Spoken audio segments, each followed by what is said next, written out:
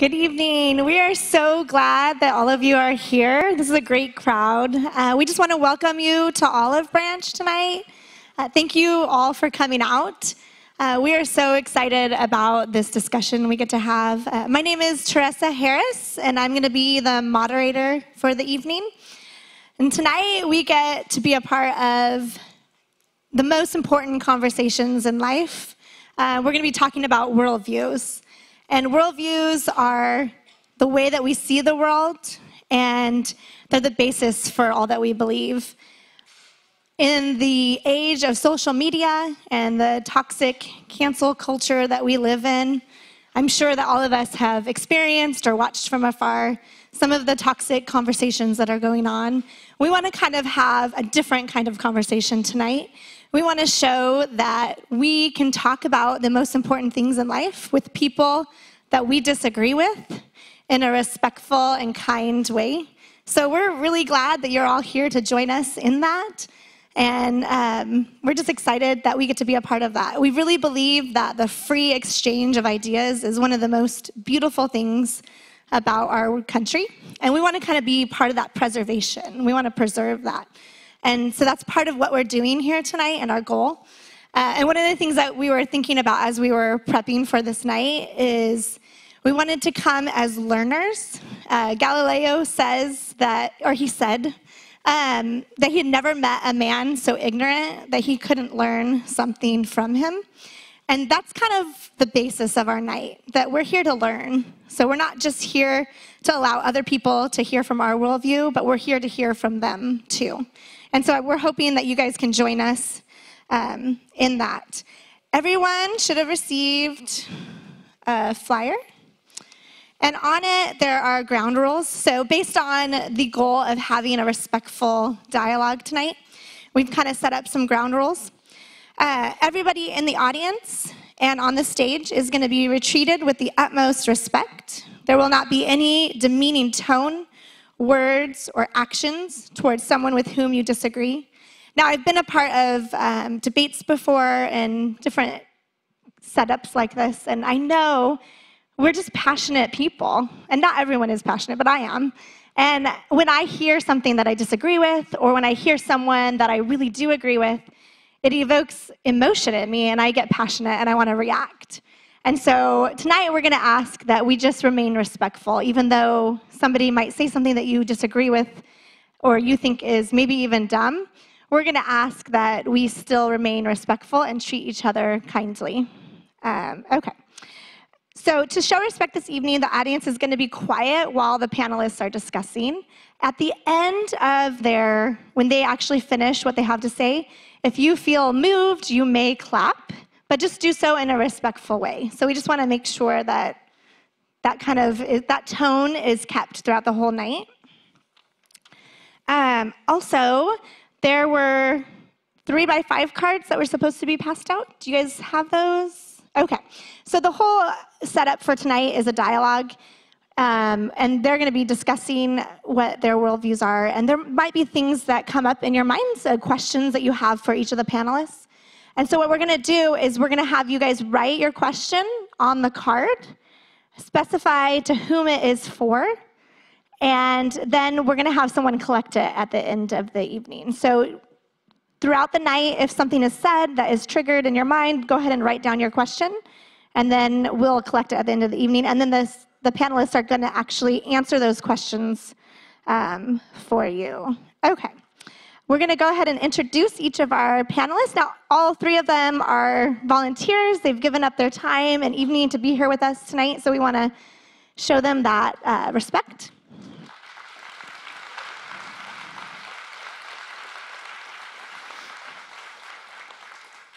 So the first one is Philip Calderon, and he's going to introduce himself. Phil Calderon. Is this on? Yeah. You good? Okay, sorry. Let's start over. I'm Phil Calderon. I'm from various atheist groups around Southern California, Riverside Atheists and Freethinkers, Inland Empire Atheists and Agnostics, Freethinkers around Redlands, Backyard Skeptics in Orange County. I kind of like to go to all sorts of different ones because they have social events that are all different and get lots to choose from that way. So. All right, thank you. And our next panelist is Greg Harris. Hi guys, my name is Greg Harris. I'm the senior pastor here at Olive Branch, and for those of you who don't know me, I just want to thank you guys for coming out. Yeah, I've been pastor here for 13 years. I've been at the church for 19, did youth ministry for 6 of those, and so we're just excited that you guys are here tonight, and want to thank all of you for coming out and listening.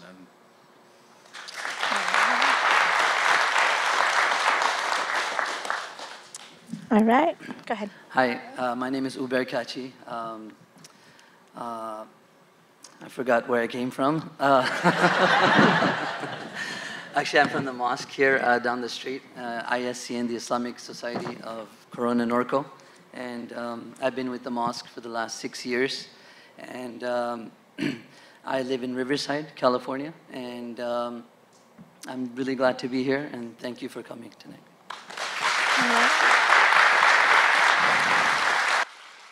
All right, thank you guys. And just so you guys know, each of the questions are timed, and they're on your sheets, on the half sheets that you guys have. In the middle of that sheet are all the questions that we're going to be going over. Each of the panelists are going to be answering those questions one at a time, obviously. Okay, so we're going to go ahead and get started. Uber is going to be first. He'll have 5 minutes to answer the first question, and he's going to explain his worldview.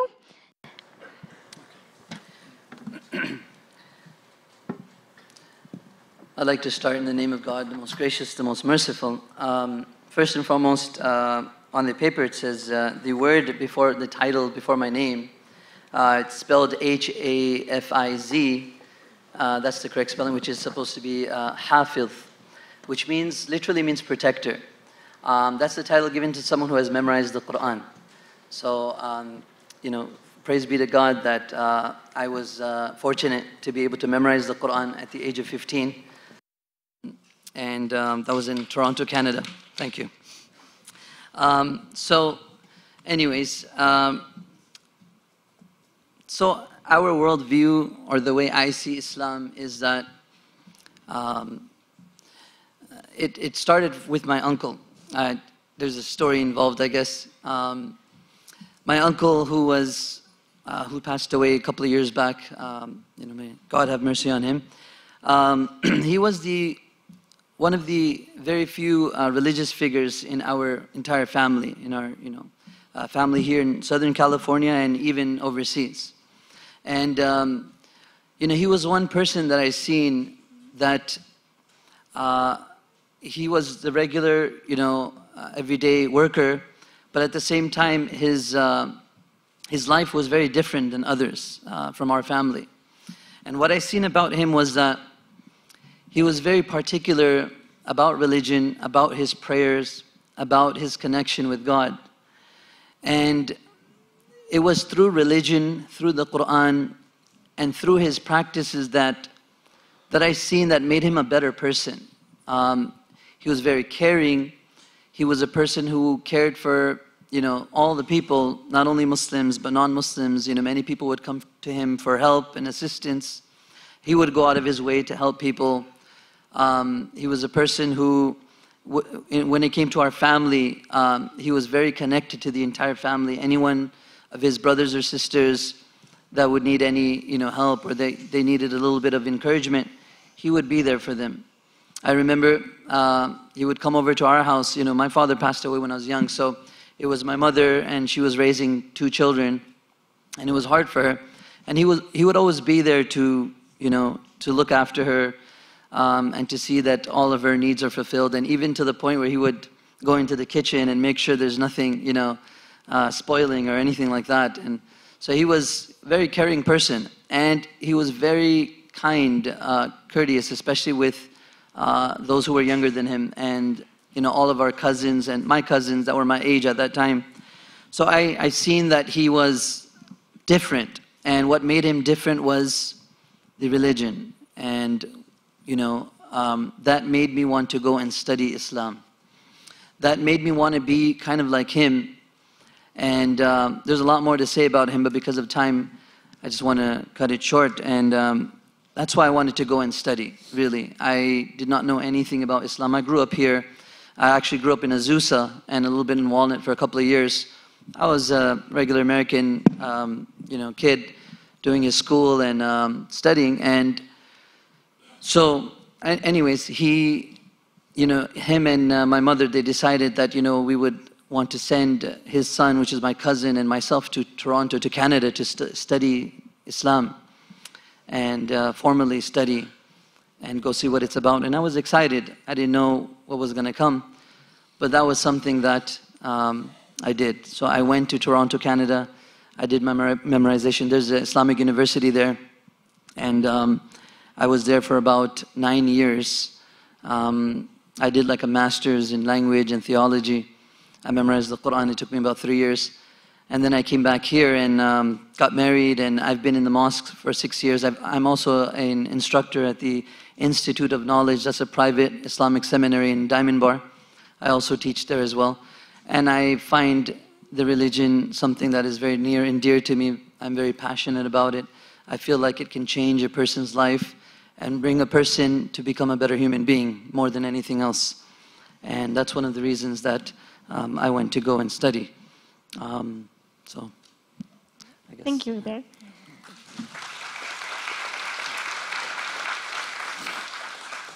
All right, now Greg, you're going to explain your worldview. Sure. When it comes to the Christian worldview, or what we believe, it begins, obviously, what we believe is there's a God who is triune. So Father, Son, and Holy Spirit, that is eternal in community, eternal in love, eternal in morality and goodness, in all of that. And in his desire to create the world, he created a world that was in perfect order, that was in perfect law with beauty. And he created humanity. Now, humanity is made in the image of God, and what we mean by that is that they are there to represent God on earth, and therefore they are above the creation in one way, yet below the heavenly beings in another. And so find ourselves called to cultivate the earth, to develop it, to bring about what God intends for it. And as we were made that way, humanity was also made with an innate, infinite value in that sense. And so from that, God intended for us to cultivate this world and produce it under his direction and for his creation. But we disobeyed. We found ourselves in sin. And in the middle of our sin, we plunged the world, we plunged ourselves into destruction. And the idea there is that humanity entered into death. And the world also then became a place of corruption. The evil that humanity does to one another and the problems that we create and we see in our own souls and in our own psychology and in our distance from God has come about because of our sin. Because we've disobeyed God, we've turned to worship other things, we've turned to do life under our own ideas. It's called autonomy. And as we enter into that autonomous relationship, trying to seek out our own way, our own desires, we wind up harming one another, we wind up destroying the earth, and we wind up seeking self over seeking what God has called us to live for, which is him, and therefore then loving one another.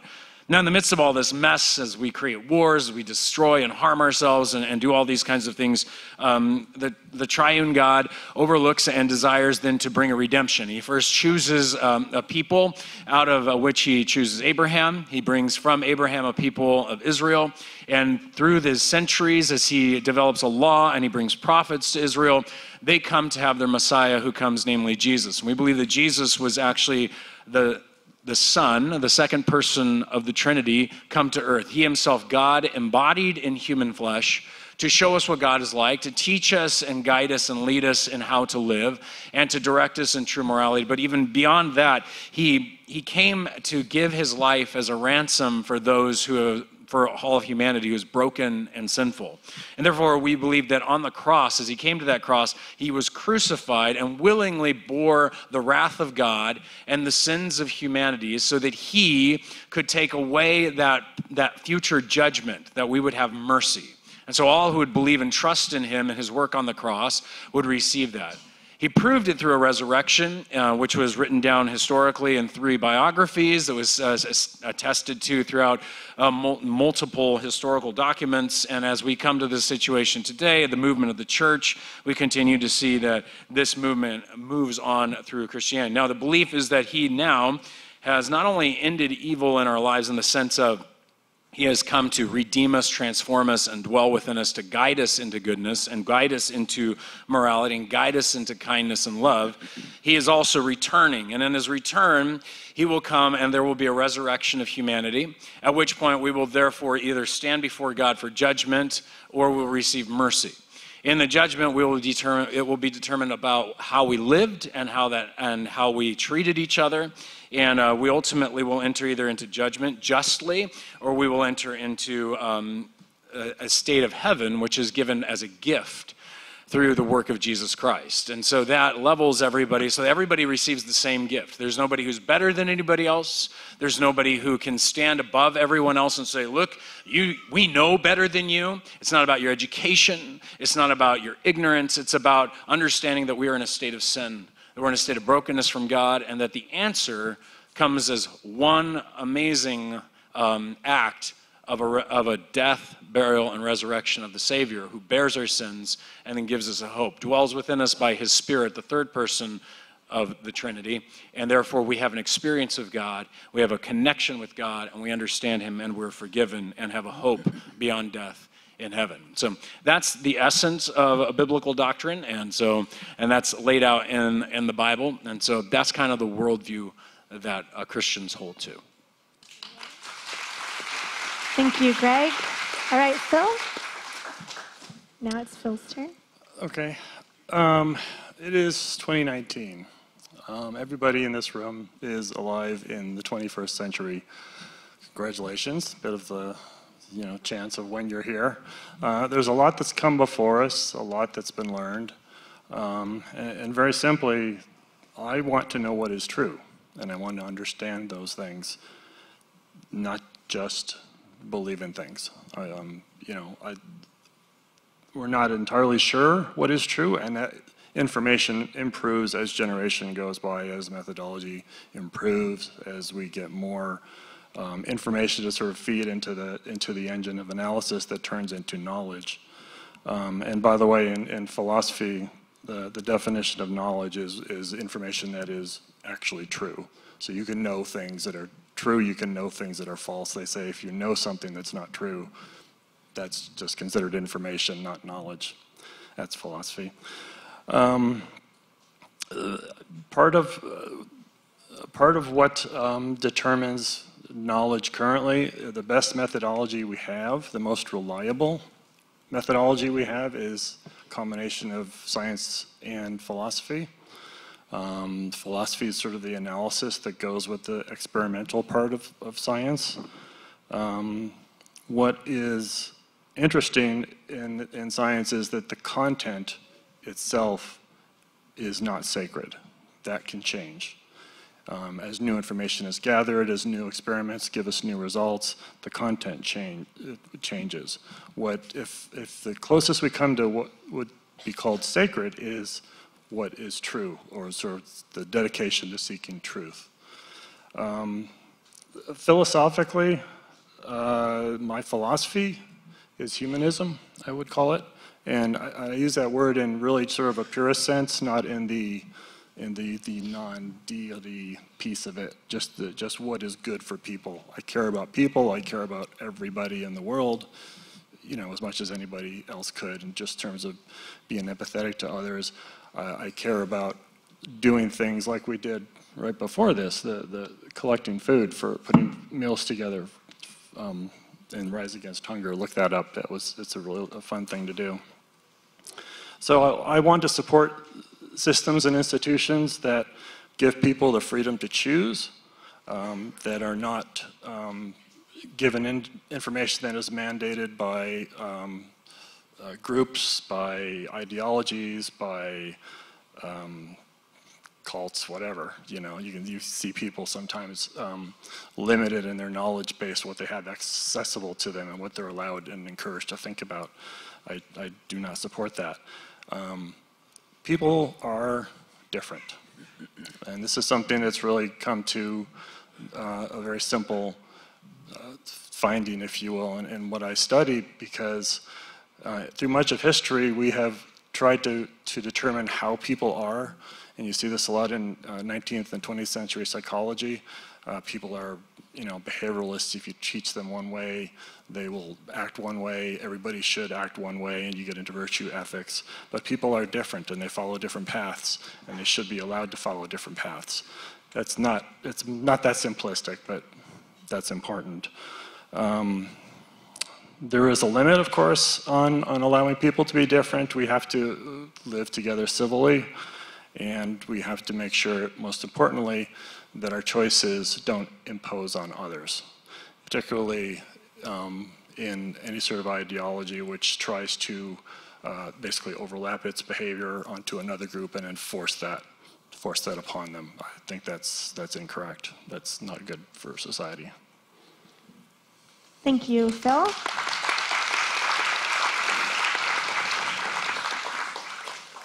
Now we're going to hear from Greg. Please describe how you came to your understanding and your worldview. It's going to be Greg first. Sure. So I kind of grew up in a nominal Christian home, as I think a lot of Americans did. We occasionally went to church and really kind of stopped by the time I was in junior high. It was my senior year in high school, however, that I came to a situation in which, while I was actually high, came home and wound up meeting my mother face to face, and she'd kind of challenged me on, hey, you were raised Christian, and in her mind that was clearly what we were, although I probably couldn't have argued for anything that was truly Christian or not at the time. I had gone generally to public schools and kind of understood the general landscape of a basic education here in Corona in California.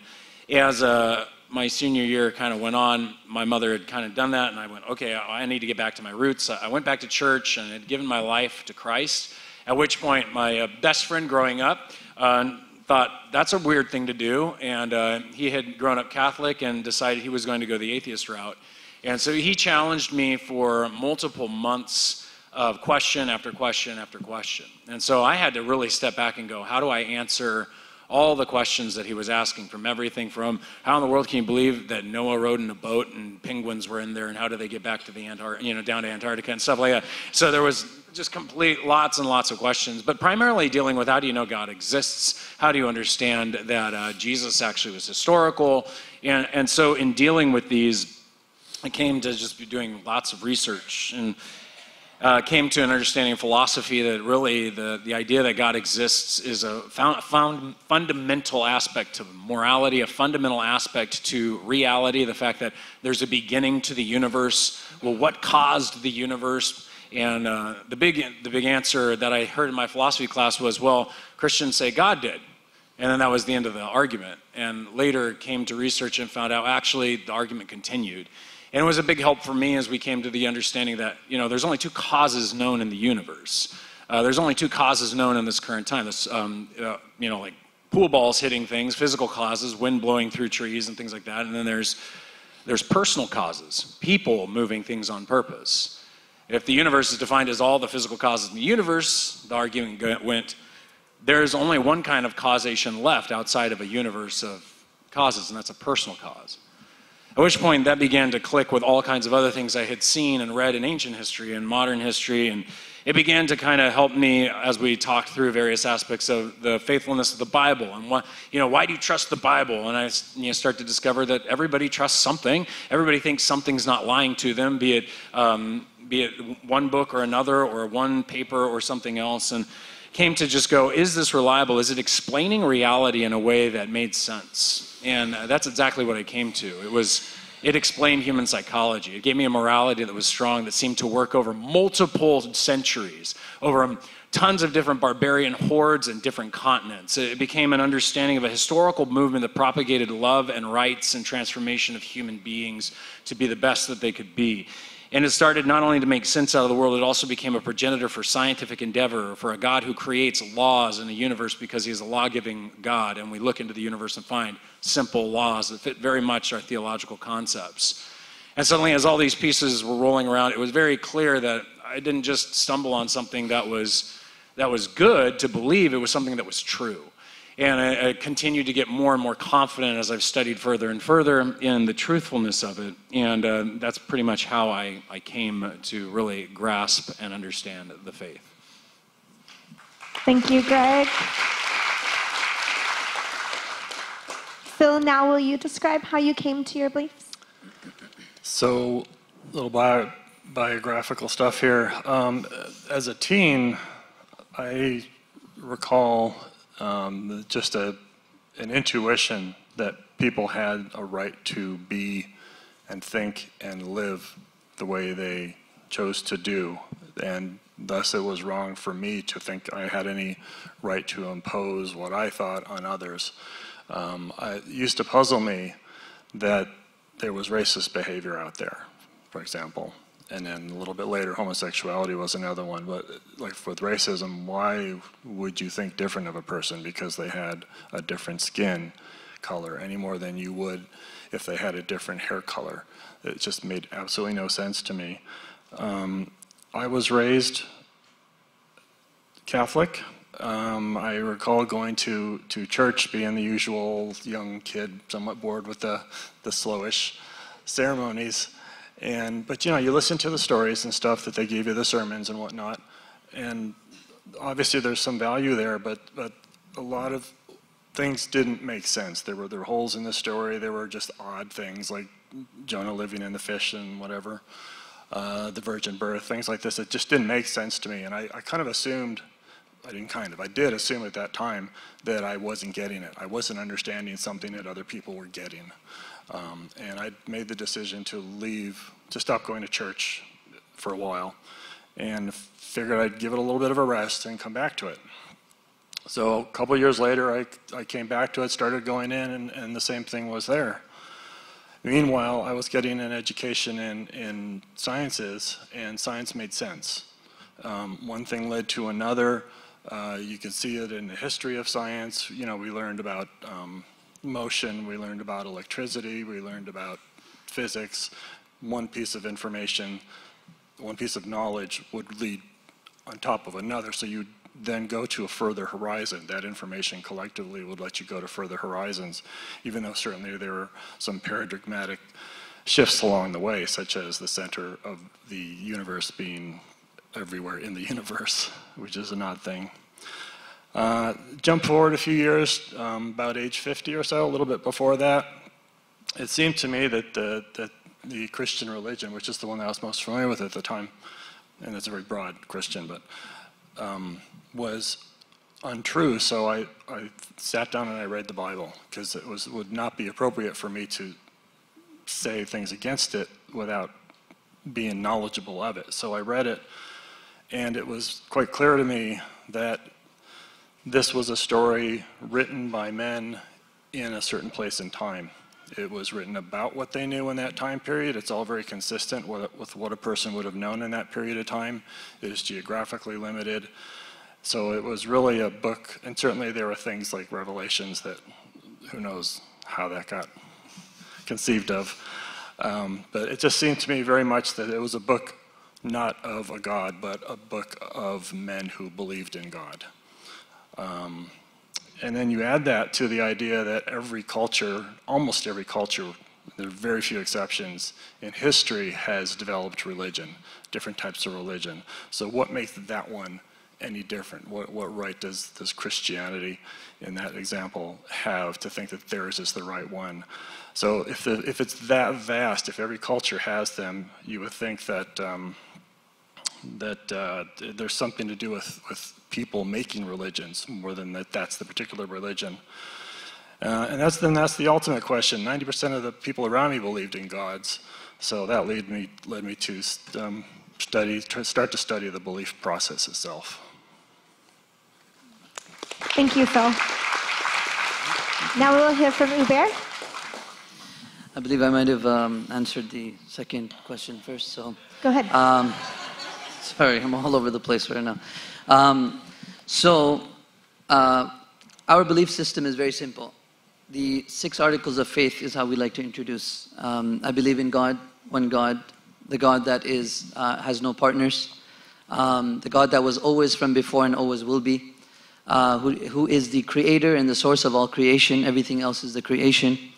And then I believe in his angels, thousands of angels. The exact number God knows best. But there are 4 main angels, and the highest of them, or the greatest of them, being Gabriel, who delivered the revelation from God to his messengers. We believe in his scriptures, the Torah, the Psalms, the Gospels, and the Quran being the final revelation being given to mankind. We believe in his messengers, his prophets, from Adam, Noah, Moses, Jesus, and Muhammad. Peace and blessings of God be upon all of them. And these were just the main and the greatest of them. Otherwise, we believe there were more than approximately 124,000 prophets and messengers that came. And then we believe in the last day, that every single person, every human being will have to stand before God, and they will be judged according to their deeds. And we believe in predestination, fate, and that we will have to raise up from the graves there's an afterlife basically, and then heaven or paradise and hellfire, and God is the one who will judge. So these are the basic articles of faith that we believe in, and then we can go into a lot more detail. But one of the things that brought me to this belief and that makes me strong in my faith is that I search for God. I look and I see that, for example, the Quran, a book of that size, 848 pages in my Quran, to be able to memorize something, even a third of that would be almost impossible. And to be able to memorize word for word and then recite it, and not even being your main language, I believe that was a miracle. It is a miracle. And the scientific miracles that we see in the Quran, the linguistic miracles that I see in the Quran, I don't see that anywhere else. And this is what brings me closer to this understanding. And the fact that it's very clear and it's simple. There's so much clarity in it, that there's really not much to add to that. And how this theology is so clear that every single point is basically, like just on the belief in God, we have an entire book, a creed, right? And just like that, for every other thing, there is a lot of an explanation, but at the same time it's very simple and it's clear. And so a Muslim would not be a Muslim without believing in one God. A Muslim would not be a Muslim without believing in all of the messengers and prophets of God, peace be upon all of them, and that we believe that they all came with one message, that is to believe and worship in one God and don't associate any partners, and to follow that certain messenger and prophet of that time, and to follow their prescriptions, what they're prescribing. The other thing is the last day. Once again, we believe in a hereafter, and that we believe in good and bad, and that our good is written, our bad deeds are written as well. And at the same time, we don't believe that it is our deeds that will take us to paradise, but rather it is the mercy of God. And that's our understanding, that we do our best that we can, and we hope in the mercy of God, as He's a very merciful and a very gracious God. So that's basically our belief system. Thank you, Bear. Now we're going to move to question number 3. Clarify common misunderstandings with your belief system. We're going to start with Phil. First up, atheism is not a worldview. I expected that, and that's fine. When you look and when you ask the question, what's true, you follow the current best, most reliable knowledge that we have at any particular time. So it is really a manifestation of what is real, and more so, it is not a choice among equally reliable options. I get this a lot of time, that atheism is just another belief system.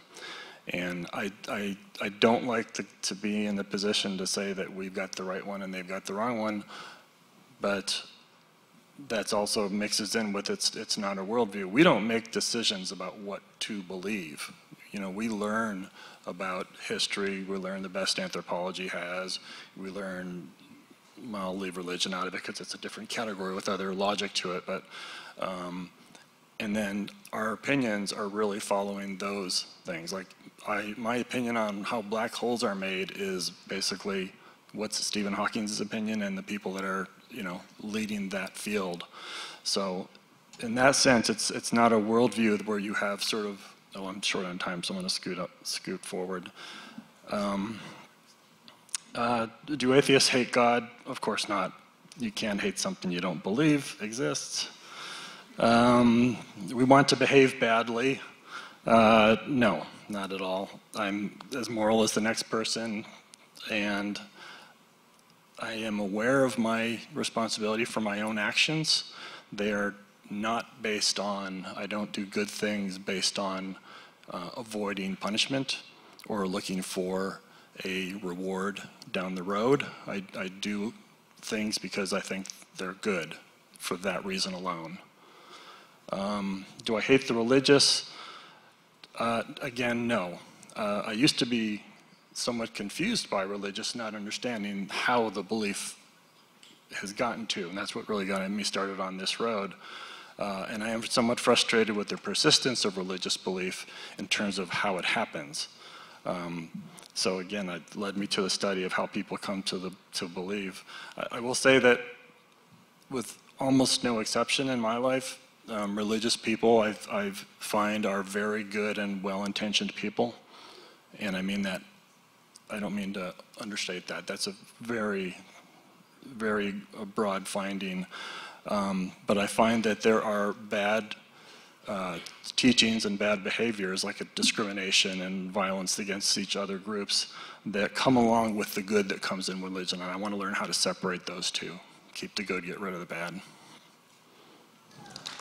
Thank you, Phil. All right, now we'll hear from Uber.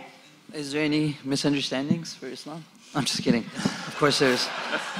Thanks to the media, I think there's a lot of misunderstanding. Where do we start? I think there's a whole list. Firstly, we don't want to kill all of you. We don't hate America. Because most of us are, I mean, all the Muslims are living here, they don't know any other home other than America. We can't, you know, identify ourselves any other way. Just like every other American kid, I mean, we like NBA, we like baseball, we like the culture, everything about it. I might dress a little different here and there, but other than that, Islam teaches us to, I mean, if a person is a good Muslim, if they are, the more you learn the Quran, the stronger of a believer you become in Islam. It teaches you to become a better neighbor, to become a better human being, to become a better person. And that, you know, it's fear-mongering, it's hate-mongering that goes on nowadays, especially in politics that we see. And it's all the intent to, you know, divide. And one of the things I appreciate that we're doing here, especially tonight, to bring us together, to bring an understanding is what we need, really. So it is a big misunderstanding. There is no, we don't have room for hate like that. Neither do we intend anything bad. Neither do we want the Sharia law to be, you know, to exchange the Constitution of America. If you're a good Muslim, you will be a law-abiding citizen. That makes you a good Muslim. Otherwise, you are not following Islam. Neither you're following the Sharia. The Sharia tells me to be a good neighbor, to be charitable, to be generous, to be good to my wife and my children, to be good to my parents, and so on and so forth. So another misunderstanding would be that women are oppressed, and that's a big misunderstanding. Again, the way the women dress, Muslim women, this is their way of, that's their identity. They feel empowered by the way they dress, and their religion empowers them. It doesn't weaken them. And their willingness to hold on to their identity as a Muslim or Muslimah and to be an American is a showing of their persistency to fight against bigotry and all of the other stuff that is going on today. So they are proud Muslims, and they're actually very successful Muslims. In fact, statistics show that they're like the second most highest earning in America as far as women is concerned. Muslim women, they're educated, and they're proud of it. So again, that's their choice to dress in the certain way that they dress, as a submission to God in what they do. So there's a lot of misunderstandings. Where do we start? I guess this is just a few things for now. Thank you. Thank you, Uber. All right, Greg, can you clarify common misunderstandings? Yeah, I think there are some common misunderstandings with Christianity. I think a primary one is that science and Christianity are opposed to one another. And I don't think that that is a necessary conclusion that needs to be made. The order or the scientific method is a methodology of seeking out what we would call knowledge in the general revelation. We don't believe that the world is lying to us. We believe God created the world orderly. We believe that He created in such a manner as to find answers in that world and made us a creation that could actually truly find answers. I don't know personally why we should discover that an animal can understand its surroundings at all. It is a fascinating reality in the first place. And yet then we can understand the astrophysics, the astrobiology, the concepts of just you name it in science. And so much of that is categorized on the need for an actual solid basis of laws. And that laws can float around without something upholding them, that they just poof appeared out of a quantum vacuum or something like that, seems to belie a need for a person, belies the need of a lawmaker, belies the need of an actual creator. And what we find in the Bible is one who created an orderly universe. And when we go into the world, we find an orderly universe. And so I don't think there's a large division between science and faith, at least in Christianity in general. You can get into some specific nitpicks about, like, well, that book says this in the Bible, and we can get into the hermeneutics or the study of how to study interpretation of method and the methodology of how you understand that. But I think what you'll oftentimes find is that what they're saying in here fits very well for the scientific knowledge of the time period. The Bible does not purport to be a scientific book. Second is, I think, a lot of confusion about the Trinity. I think a lot of people believe that it's a tritheism, that we have three gods. When we don't say that, actually believe that. We believe there's only one God, and we believe that that one God is three persons. So we would say that's one what, one essence, and three who's, three persons. And that when we understand that there are three who's who are one God, one essence, and we're talking in the management not of finites, we're talking of infinites, then we begin to engage in a different method. Now, I only got 3 minutes, I ain't explaining the Trinity that fast. So the last one I believe is that people claim, I think they think that we hate homosexuals and we hate transgendered people and we're bigots in these manners.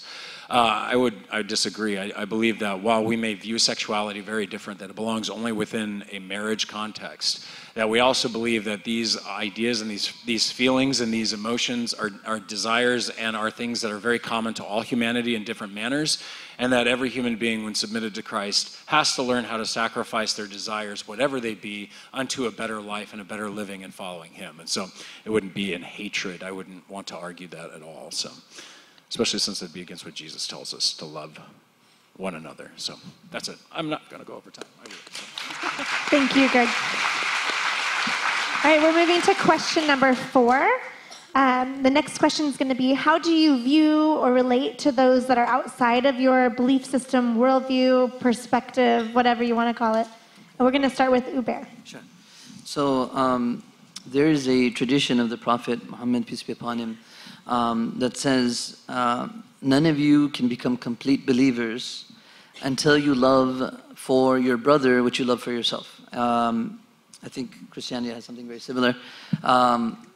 The Syrian scholar, Sheikh Abdul Fattah Abu Ghudda, he mentions in the commentary that one of the meanings that the scholar gives this is that none of you can believe or become a true believer until you love for your brother in humanity what you love for yourself as well. So that's our understanding, that first and foremost, we are all related as children of Adam. We're human beings and brothers and sisters in humanity. That is what we believe, first and foremost. And that God in the Quran says, وَلَقَدْ كَرَّمْنَا بَنِي آدَمَ. In the Arabic language, He says that indeed we have honored the human being. Right? So that's the first thing, is that we are honorable to one another, and all human beings deserve dignity, deserve respect. That's their right. And so that's our belief as far as for everyone outside of the belief system, that they are honored, respectful, and that we respect others' beliefs. I believe that religion is a connection, a relationship between a human being and God. And that's up to them to find God. That's up to them to build that relationship, and that's something honorable. And so when we see a Christian, a devout Jew, a devout atheist, devout anyone, that's something special, that at least they are, they're sincere and they're trying to find that connection. So we respect others' beliefs. We might not agree to everyone's beliefs. We acknowledge them and we respect that. And that's basically, and it's not like it's either our way or no way. It's not like that. We don't have, convert or otherwise. This is not it's basically a conveying. Our duty is to convey. And a lot of people misunderstand Islam also to say that, oh, you cannot be friends with other people outside of your faith, which is insane. Because if we want others to accept Islam, or we want others to even at least learn about Islam, how can you do that when you're not a friendly, well-behaved person or someone with good character? So definitely our relationship with others is that of friendship, a pleasant relationship, that of good character. And interestingly enough, in the Quran we are told that we can marry from the Jews and the Christians, we can eat the slaughter of the Jews and the Christians as well. So, and basically those who slaughter in the name of God. So anyways, basically our review is that we respect others, we do not force others to come to a belief, but once again, we try to convey our message as well. So, thank you. Thank you, Ubair. Now we're going to have Phil answer the question. How do you view or relate to others outside of your perspective? So you're back to me? Yeah, your turn. Okay, sorry. Okay, how do I relate to others outside my belief system? Mostly very well. I just really have this eternal curiosity about how people got to their belief. It's kind of a standard question set that I go through, because I just, this is what started my whole process was the idea of how do two different people given the same information come out with different conclusions. So that follows along that. I'm very curious as to how they maintain a belief in the face of contrary facts. For example, the age of the earth, with young earth creationists, the fact that we don't see people coming back to life. How can you think how can you believe that is a realistic thing that really happened? So those things are kind of fascinating to me. I really want my interactions to be open and honest. I try to be as non-confrontational as I can, because I don't want people to put up a defensive wall and you get into the sudden defense of each other's opinions, and that doesn't help. No information gets exchanged at that point. So I really try to keep things a little more level as I can. Occasionally there are people who, regardless, do not communicate in two directions, and I do my best to find out how to open that. I mean, we all do this to some degree. We talk more than listen. We think about what we want to say back, when we should be paying more attention to what the other person is saying, that sort of thing. But there are people that sometimes they just continually push and push and push their point. That's frustrating. I wish I was better at breaking through that. I tend to cut it off when we go through a certain bit of information and we sort of loop around and they repeat again. Then it's like, okay, we covered that. Let's just go on to a different question. I've got reflexively, some people reflexively defend and rationalize with apologetics. Apologetics is troublesome to me. I know it's a very old practice. It's become more prevalent, I want to say, in the last century. I think it's more prevalent certainly since let's say after the 1960s, when you started to get the growth of apologetic universities. There are, I don't know, a couple years ago I looked up a statistic of something like 5 million or so graduates out of religious schools, a lot of apologetics, and students had to sort of come out of school with commitments to not going against what was taught. And then finally, some people just never concede when you catch them in a logical flaw, you point it out to them, they completely ignore that. They change the subject, they go on to other questions, various techniques to avoid that. That's frustrating. It's not good conversation. Okay. Thank you, Phil.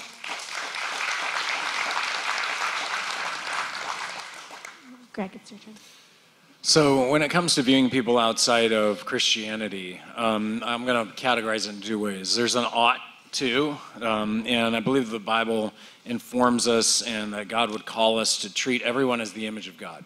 Everyone's of innate value, everyone's of innate worth, and therefore there's no human being that you've ever met that's not an eternal being in the mindset of Christianity.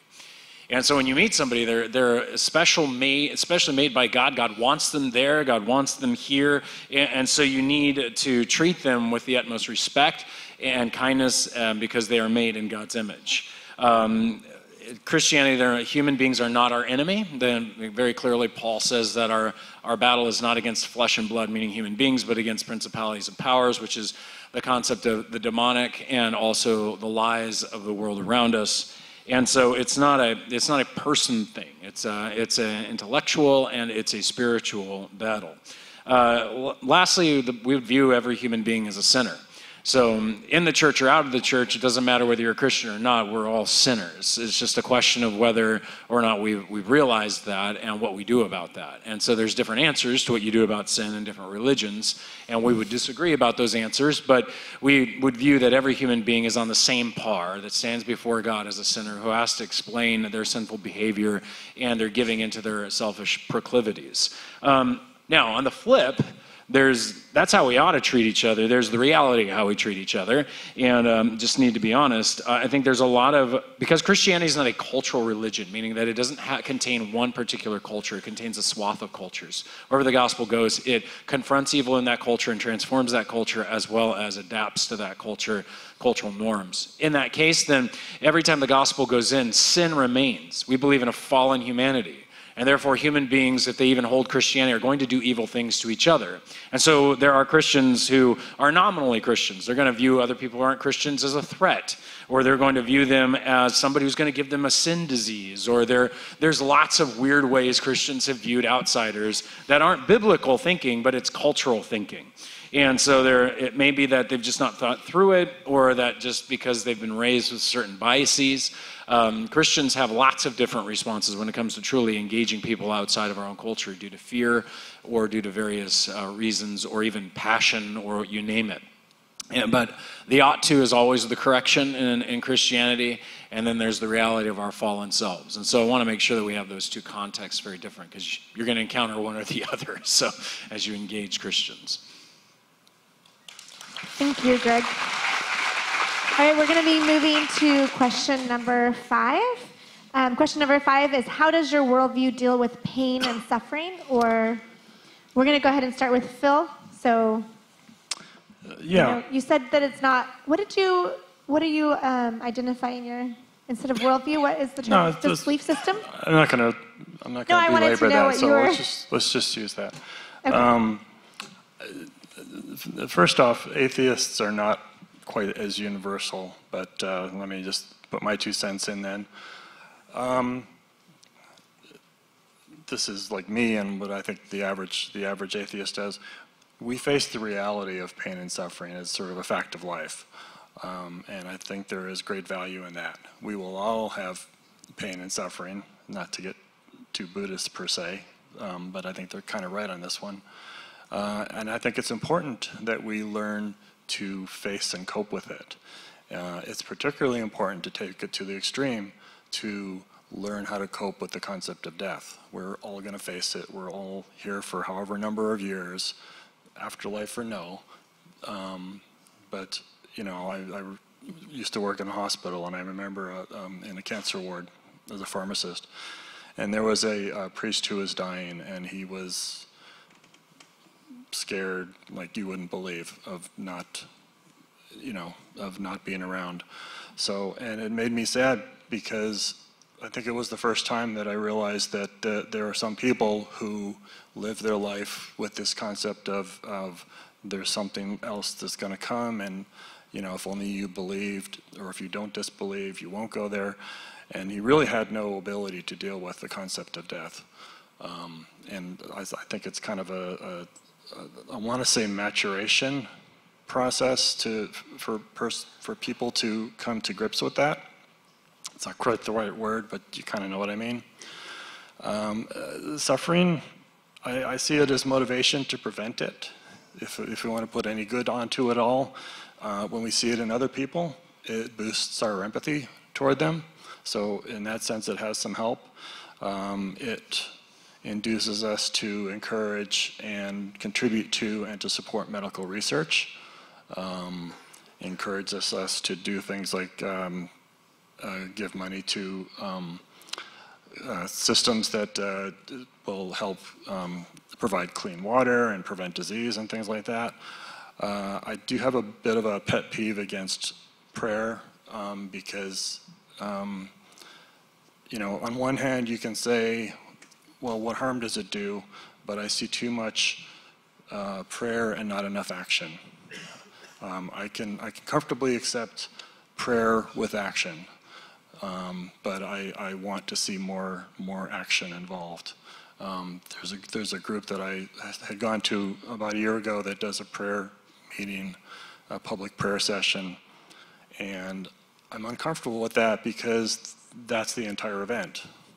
And I'm thinking, and this was like, well, I don't want to get into specifics, but it was like, okay, you're praying for this thing to not happen, this bad thing in the world, but why isn't there a table to support organizations that do things to specifically help that, whether it be providing money or health care or whatever it is to solve the problem itself.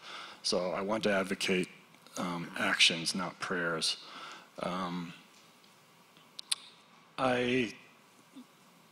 It's important to look at suffering and pain that has been caused historically, understand the reasons for it, and prevent it from happening again. We do this way too easily. As I'm studying the psychology of how good people do bad things, a lot of the studies came out after World War II. How could possibly the Germans do what they did when everybody's on average a good person, and how could they have come to doing some bad things? And we're seeing some of those things forgotten. So I support things like the Holocaust Museum and things like that help us remember the pains and sufferings. I would never celebrate suffering as something to seek, and that does bother me in various places in the world when I see people doing self-flagellation or some of Mother Teresa's work about celebrating pain as it bringing you closer to God. That concept I find horrendous. So. Thank you, Phil. All right, Greg. Okay, when the Christian worldview with pain and suffering, obviously there's a lot of people who wonder how can God create a world who, if he's perfectly good and then allow suffering, wouldn't he stop that? There's kind of this problem, pain and suffering that exists out there. It begins with understanding that, first of all, that God allows suffering for multiple reasons, just as parents allow suffering for multiple reasons with their kids. For example, for teaching. There's times where we allow our children to go through sports which, trust me, is suffering at times. You've got discipline. There is concepts in our judicial system of judgment, which includes a form of suffering, be it being placed in prison or removed from society, or whether it's corporal punishment. These kind of things have been varied in throughout history. But God allows pain for a purpose. And now, when I talk about pain, I want to clarify something. We don't mean in Christianity like, ow, I just had pain. That's normal reality to keep yourself safe. It's given to your body for pain receptors to enable you to avoid hurting yourself. That's a good reason to have pain. That's not what we mean. We mean human suffering in the sense that of humans harming humans, of people killing each other and raping and doing these horrific events to one another.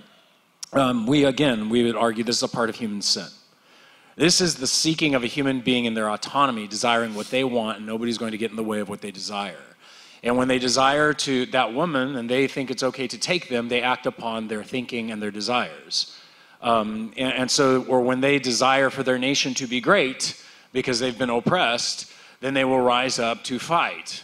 And they will create in that desire. There is a very real sense of human sin is the derivation where human suffering and the vast majority of the worst causes of pain come from. They come not necessarily from just the diseases and things that we are going to deal with in a fallen world, because the world is deteriorating, because our genetics are breaking. There's lots of UV rays, all that kind of stuff going on because of a fallen world and the reality that we exist in.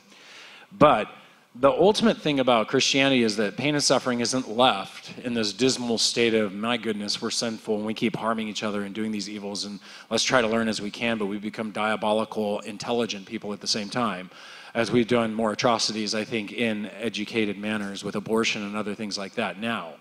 And so when we wind up being humans, killing baby humans, killing one another, we come to a realization that, education may not actually help us. It may just make us better at being evil.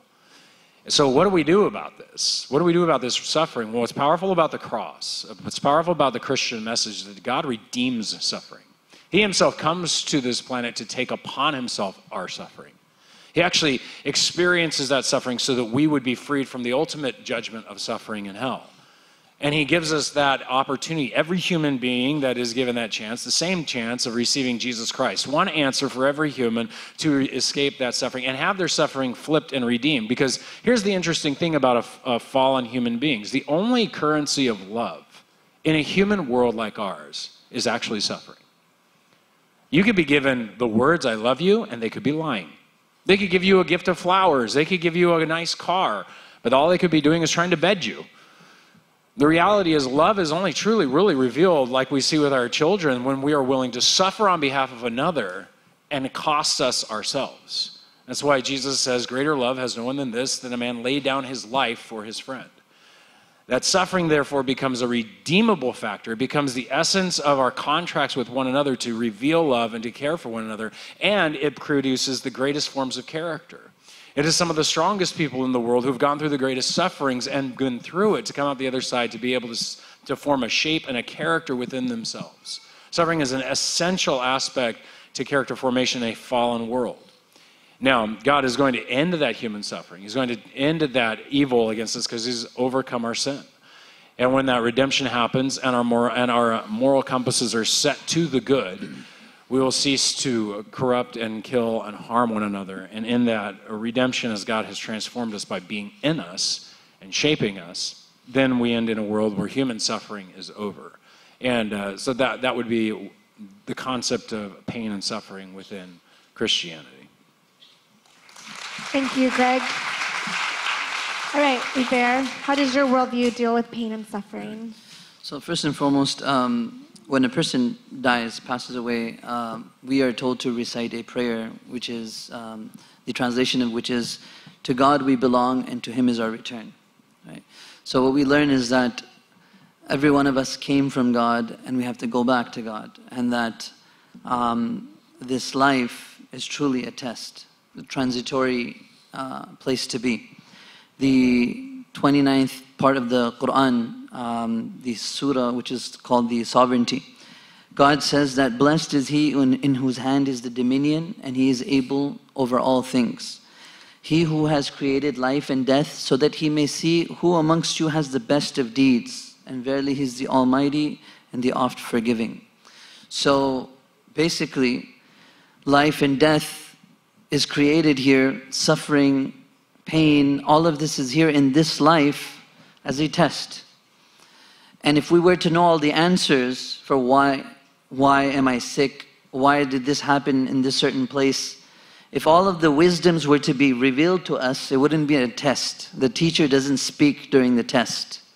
The teacher is quiet during the test. That's what makes it a test.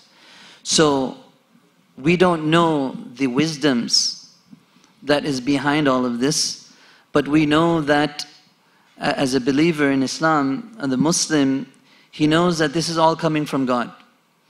And that every difficulty I go through in this life, if I am patient, if I believe and put my trust in God and endure these difficulties with belief in Him and patience, then I will be forgiven. My sins will be forgiven for every pain and suffering, to the extent where the Prophet, peace be upon him, said, "Hatta shawka," even to the extent of a prick, something that pricks you. Even that much pain that a person goes through, a sin is being forgiven, and a status in the hereafter is being uplifted for this person. So for us, it's like if we're going through difficulty and we are patient and we continue to trust in God and put our trust in Him and belief in Him, then we understand that we're getting rewarded for this. And so every person that comes to this world, whether they're a millionaire, whether they're so poor that they cannot afford anything, at the end of the day, they both go into the same grave. Their grave will look exactly the same. They take nothing with them from this world except for their deeds. This is our understanding. It's the deeds, the actions that God looks at, and of course the heart, the belief. So, in one place in the chapter, in 21st chapter, God says that, do you think that you would believe and God would not test you? That you would not be tested? So if this world was to be free of all pain and suffering and everything would be just joy, then what's the difference between the world and paradise and heaven? That's what paradise is all about. What we believe is paradise is a place of no sickness, no disease. A person will never have to die again. They will live forever and ever, everlasting. For some people, I don't know why it's difficult to fathom that. They don't like that for some reason, but no, everlasting happiness, no disease, no sickness, no aging, no trauma, no mental illness, none of this, no loss. The family, everyone will be united. It is what you want it to be and what you cannot even imagine. That's paradise, that's Jannah, as we say it in Arabic. But this is the world. This is where all of those things happen. And so as long as a person, no matter what situation they are in, if they believe in God and trust in Him, and they continue to do good actions, and they continue to fulfill the rights of others and the rights of God, they will see the reward for it. Otherwise, I would think this is so unfair.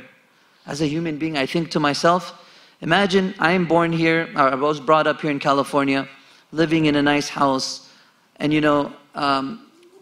driving a good car and in luxury. And then a person who was born in the middle of some third world country, is suffering, going through difficulty, has to walk 2 or 3 miles just to get water, and even that water is not even drinkable. And going through such suffering, is it possible that that's it? Is that person just going to pass away? And then we're going to live our life and be just, in harmony and luxury and happiness? And at the end of the day, that's it? Too bad for him and we got lucky? Is that it? Is there nothing else after this? It wouldn't make sense. God has reserved for His righteous servants, those who do good, and those who go through difficulty, their reward is even more.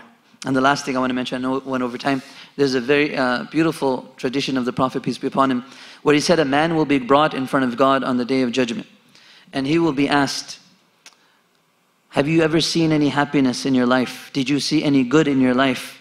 This person will say, no, God, I've never seen any happiness. I've never seen any relief. I was always in difficulty. I've never seen any joy. Then God Himself, subhanahu wa ta'ala, praise be Him, Almighty, He will show this person a glimpse of paradise. So just show him, just a glimpse. And then he will bring him back. The angels will take him, he'll bring him back, and he'll ask him, have you felt any suffering before? He'll say, I don't remember anything. He'll say, I've never seen suffering before, I've never seen pain. Meaning in reality, in comparison to this world, the hereafter will make him, and the promises and the rewards in the hereafter will make him forget about all of those things. Thank you. Thank you, Uber. Thank you. We have one more question for our panelists, but at this time, if you have a question that you've written down to one of the panelists, make sure that you have it written on there who it's to. So you can either just put an A, M, or C, so that way we know who it's to, and we're going to actually give them to them. So go ahead and pass them over to the middle aisles, and we're going to have somebody come over and pick them up. They're putting them in buckets. Oh, they're putting them in the buckets. Okay. So just, they're going to pass the bucket, and you're going to put your card in the bucket. Thank you. All right, and now we're going to be moving on to our last question. All right. Now we're going to ask you guys to tell us why we should follow your belief or your world system. Sorry. I kind of combined those two words. Your belief system or your worldview. And we're going to go ahead and start with Uber. Now that's a question I've probably never been asked before, but I don't think every single person could ever come to one belief. I think it's part of God's wisdom in His creation that He made us all different. That we're different in beliefs, different race, different ethnicity, different colors. This is to recognize Him. This is to recognize Him as He is the Creator and the one with all majesty and grandeur and greatness. And so our belief is it's very simple. It's not about you believe in Islam and you're successful only. Anyone who believes in one God, who believes in the coming of in the day of judgment or the last day, and that they will have to stand in front of God and they know that God is watching them. That is basically, really, it comes down to that. It comes to the belief in God and the last day, that there is something to come after this. We don't, there is no compulsion in religion. La ikraha fi din. This verse was revealed in the Medinian period when the Prophet, peace be upon him, was the ruler of the city. When he had all of the ability to enforce religion and enforce the Sharia upon all those who dwelled in the city, which there were Christians and Jews living there as well, and others. But he did not enforce that. This verse came to say that there is no enforcing of religion. Again, religion is sacred. This is something that every single person comes to an understanding, comes through their intellect, comes through their searching, their efforts, their understanding, their researching, and their, all of that brings them to the conclusion. This is why throughout the Quran, God says, we say Allah in Arabic, but it means God, so I just used God. That don't they see the heavens and the earth? That verily in the creation of the heavens and the earth there are signs for those of intellect, who remember God standing and sitting and on their sides. And this is for people who reflect that God did not create all of this in vain. It wasn't just in vain. Rather, there's a purpose behind it. Everything that we see in this world has a purpose. How could the human being who is the best of all creation, the best of all creation, how could they not have a purpose? How is that possible? So every single person must come to their own conclusion. No doubt we do convey Islam, we do convey this understanding, and we think that it is universal and that it is very easy to understand, and that we don't believe that we're worshipping someone separate, as someone asked us before the program started. We believe, God says, Ilahukum ilahu wahid. Your God and my God is one. The same God that gave the messages to all of the prophets and messengers, peace be upon them, the same God that all of these messengers had worshipped and they called to as well, right? And so this is our belief. This is our belief as Muslims, with all due respect, that we even believe that Jesus Christ, peace be upon him, called to the same message, to worship one God and to follow his deen, or the religion that he is calling to. That was the simple message. And that's what we also preach in the same way. And that we do believe that he will come back and return, and he is the Messiah, and that he will come back and establish justice on this earth. And so a Muslim cannot be a Muslim without this belief. So that's basically it. We do not enforce, we definitely encourage, we definitely would like all of you especially, and everyone, to take a better look. Not to judge again, and definitely not to watch CNN and judge Islam through that, because they're going to get a horrible view. So actually study it. Go to the mosque. Yesterday we had 120 congregants coming from the Catholic Church, and like that we have visitors coming all the time, and that we love that. When we see somebody come, it just makes us happy. Like, it's so beautiful to be able to speak to others about what we believe and share our common beliefs. And this is what we're doing today, and I think this will be bridging the gap and removing that misunderstanding, and that brings hate and all of that anyway. So learn about one another and truly learn from the right sources and not just anywhere else. So that is our belief, and that's what I want to say. Thank you. Thank you, Bear. Greg, now it's your turn to tell us why we should follow your belief system. Sure. Well, the Christian belief system, contrary to I think some people's thinking, is not just based on, I just have faith and woohoo. We would argue that it is based on a historical event. In fact, the Apostle Paul, who would write a letter to a church in Corinth in the first century, he would actually say that if the resurrection of Jesus Christ had not occurred, then your faith is in vain. There's no reason to believe it. There's no reason to follow it. There's no reason to do anything about it. You need to go find something else. The Christian faith then rises and falls on, the resurrection of a dead guy. I agree. That does not happen. So, that's what makes it a unique event in history. And I think that's a pinpoint reality. If God was to get our attention of his existence, he would do something that is a unique event in reality. And I think something that was so clear and so unique, it would capture the attention of an entire, not only an entire empire, but then eventually an entire world. The event of a resurrection is also fascinating psychologically. I believe there's one thing the vast majority of humanity, regardless of the culture or anything else, has a tendency to fear, and that is death.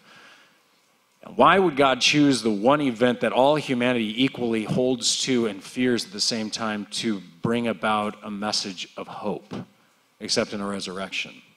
Historically, we would say that the evidences that seem to lie before us are that scholars, both on sides of skepticism and on sides of belief, would argue that, Jesus lived, the vast majority on both sides, yes, agree. Jesus lived, and he was indeed crucified. That he died, and that he was indeed buried. And we have plenty of attestations beyond just even the biographies that we've collected in the book that we call the Bible. Beyond that, also, we would agree that, hey, the disciples believed they saw something. They believed they had experienced and claimed that they had met Jesus. We could say they're crazy, that they had all kinds of visions, a collective vision, although I've never heard of a collective vision before. We could say they were a mushroom cult, as somebody at Harvard tried to argue. We could argue all kinds of things, but it comes down to the fact that there indeed were these men who claimed they had seen this thing. They wrote about it, they confessed it, they talked about it, was known in the empire. And adding on to that we also know of two men who opposed it and flipped. One being Saul of Tarsus, who winds up being the very Apostle Paul himself, who had opposed Christianity, and some event occurs that he changes his mind and becomes the progenitor of that. And the event that he records is that, according to his words in 1 Corinthians, in that letter he writes, was that he saw Christ alive. And that changed his mind. Now, James was the brother of Jesus, and James also, we know, winds up being the head of the church. Josephus very clearly talks about James the Just, who is the brother of this one Jesus. And what's interesting about James is we know also from the biographies of Jesus, from both, I believe it's Matthew and in John, that he didn't believe in his brother. I don't know about you. If your brother claimed he was God, would you believe him? I wouldn't. And when we wind up with his man who then comes to believe indeed that his brother not only was God, though he was crucified and that he believed he rose from the dead, and indeed was God, becomes the head of the very church in the center of Jerusalem, and is thrown off the temple for his belief. Add into this the fact that historians are still baffled with the reasoning why the message of the church would grow like it did within the first 3 centuries. That within Jerusalem there would be well over 100,000 believers by the close of the first century, that there would be churches established throughout the entire Roman Empire. The movement of the church is a fascinating thing, especially considering everybody had a God and everybody considered that God, and persecution of the church was the #1 thing for the first 400 years.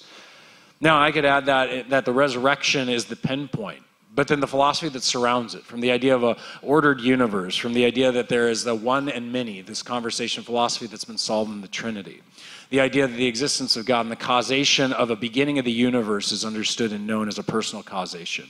The idea that there's a grounding in our morals, that there's an answer for purpose and direction in life, that it enables you to have an experience of that God and know him, that suffering becomes something meaningful, that joy becomes something possible, that evil is dealt with justly and finally, and that's where we would agree that there is an eternal heaven which all things will be resurrected and all things will be put right, and indeed there is a justice. No evil deed done by any human being will be escaping the judgment of God. And therefore there is ultimate justice and there is still mercy. And that this is a message that's not dealt on your intelligence. It's not dealt on whether you're in the right place, the right time. It's dealt on the fact that when you hear the message, if you would take the opportunity to receive it and trust the God who gave it, you will be forgiven of your sins and you will be saved. Thank you, Greg. Phil, can you tell us why we should follow your belief system? Yeah. There is only one reality, and we're all living in it. Everybody here. Secular humanism, knowledge derived from science, true knowledge, meaning knowledge that is true, information that is true, most conforms with reality. It's just that simple. If we have a problem and we need to figure out, we are best served by having the best information available to solve those problems.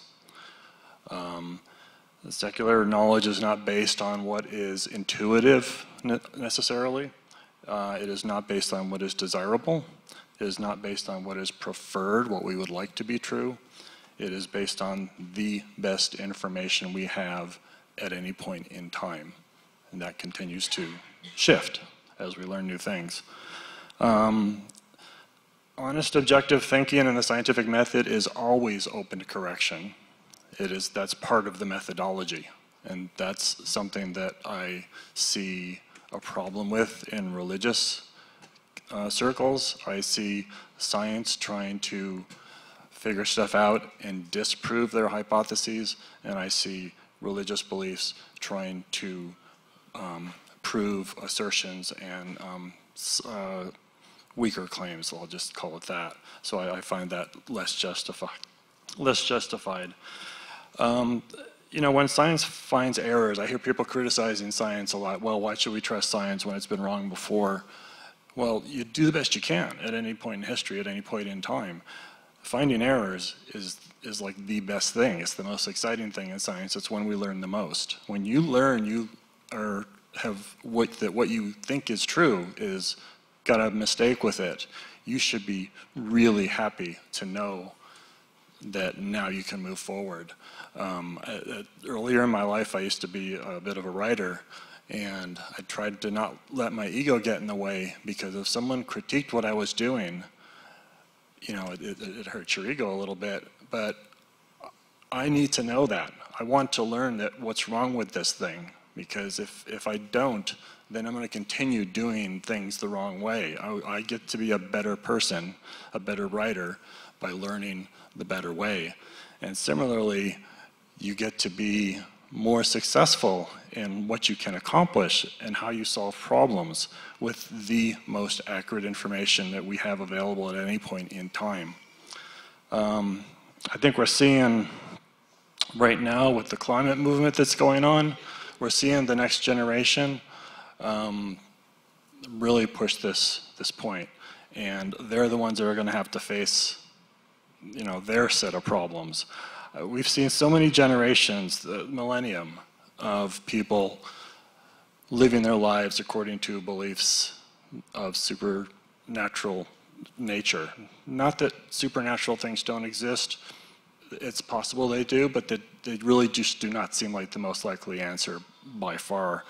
I want the next generations to face their problems with good information, to have the best ability to solve them and not go through this cycle of not only repeating explanations of older beliefs, but in addition to that, not having to be in this conflict of one belief system that overlaps another. We've seen worldwide conflicts over and over and over again. None of us will see the Middle East crisis resolve in our lifetime. And to me, it is just such a waste of humanity. It's a sadness. So again, the most consistent information with reality is what we should base our actions and decisions on. Thank you, Phil. We're going to be moving into our question and answer time. We're going to give them just a minute to look over each of the questions. We're probably not going to be able to get to all of your questions, and I'm sorry about that. We're going to allow them to look through and find the ones that they're going to be able to answer tonight. All right. Here.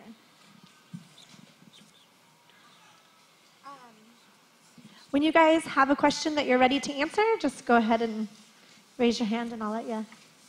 We're going to take turns. I just want to thank you guys for being such a great audience tonight. Thank you so much for being so kind and respectful. Thank you. I got a lot here. Should we just jump in? Go for it. Just like, oh, and answer all these. Right away, there's several that touch on the issue of morality and how do you know the difference between good and bad. So I think I'll grab that one right up front. There is a misunderstanding in philosophy, well, in religion, I'll just say it straight up, that morality is objective, that good and bad is objective. That's just not true. Their morality comes from, there's a certain piece of it comes from evolution, what has been successful in literally in surviving into the next generation, and you get into things like reciprocal altruism, being good to somebody else, then that gets you something back. In the early days of 100 tribes of 150, if you did bad things, you get kicked out.